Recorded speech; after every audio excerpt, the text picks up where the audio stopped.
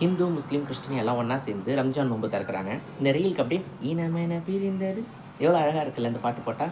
இதெல்லாம் நம்ம தமிழ்நாட்டில் தான் நீங்கள் பார்க்க முடியும். இதை நீங்கள் அடுத்த ஜென்ரேஷனும் பார்க்கணுன்னு ஆசைப்பட்டீங்கன்னா இந்த மாதிரி விஷயத்த பிஜேபி உள்ளே விடக்கூடாது. என்னடா சும்மா பிஜேபி என்ன தாண்டா பண்ணிட்டாங்க அப்படின்னு கேட்டிங்கன்னா ஒரு விஷயம் சொல்கிறேன். உலகத்திலே அசுத்தமான நதிகள்னு ஒரு பட்டியல் எடுத்திங்கன்னா அதில் வந்து 2வது இடத்துல கங்கையும் 3வது இடத்துல யமுனையும் இருக்குது.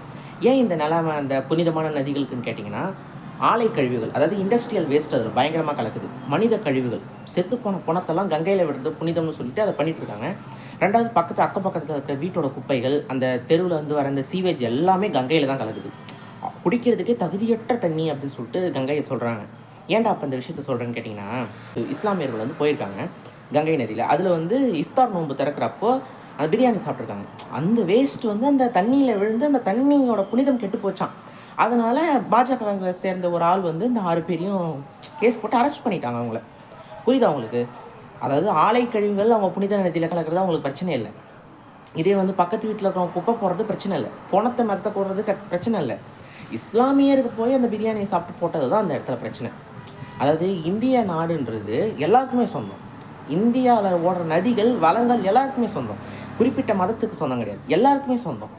இப்போ நம்ம தமிழ்நாட்டில் எவ்வளோ புனிதமான நதிகள் இருக்குது. இப்போ நம்ம காவேரி இருக்குது, தென்பெண்ணையாறு இருக்குது. இதெல்லாம் நீங்கள் போய் சாப்பிட்டு இருந்தாலும் போட்டிங்கன்னா யாரும் உங்களை கேட்க மாட்டாங்க. ஏன்னா நம்மளோட புரிதல் அப்படி, நம்மளோட அந்த மத இணக்கம் அப்படி. அவங்கக்கிட்ட அதெல்லாம் கிடையாது. அந்த பிஜேபியில் இருக்கவங்களுக்குலாம் மதவெறி பிடிச்சி ரொம்ப இருக்கானுங்க. ஸோ அவனுங்களை நீங்கள் உள்ளே விட்டிங்கன்னா இருக்கிறதுலே மிகப்பெரிய பிரச்சனையை சந்திக்க வேண்டி வரும். இப்போ நீங்கள் பார்க்குற அந்த இனமேன பிரிந்தது போதும் அதெல்லாம் பார்க்க முடியாது. அதோட கதை முடிஞ்சு போச்சு. ஸோ முடிஞ்ச வரைக்கும் இதை ஷேர் பண்ணுங்கள் எல்லாருக்கும். ஏன்னா நீங்கள் யார் போட்டு போகிறீங்களோ பிஜேபிக்கும் அவங்க அலைன்ஸுக்கும் தயவு செஞ்சு போடாதீங்க. ஏன்னா உள்ளே வந்தால் நம்ம மத நல்லிணக்கத்தை கெடுத்துருவாங்க. நான் திருப்பி அதான் சொல்கிறேன்.